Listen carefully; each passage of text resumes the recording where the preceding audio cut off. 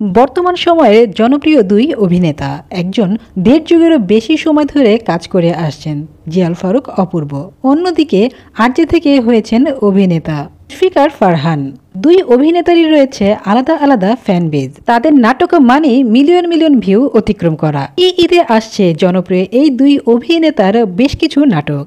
দিকে অপূর্বকে সবাই বাংলাদেশের শাহরুখ খান মনে করেন, কারণ তার রোমান্টিকতার জন্য।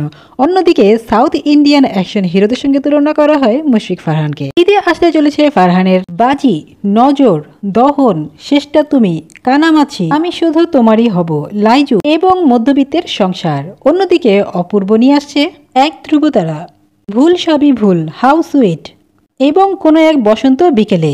এই ঈদে হতে চলেছে শেয়ানে শেয়ানে লড়াই। দেখা যাবে কার নাটক কত মিলিয়ন ভিউ পর্যন্ত গড়ায়।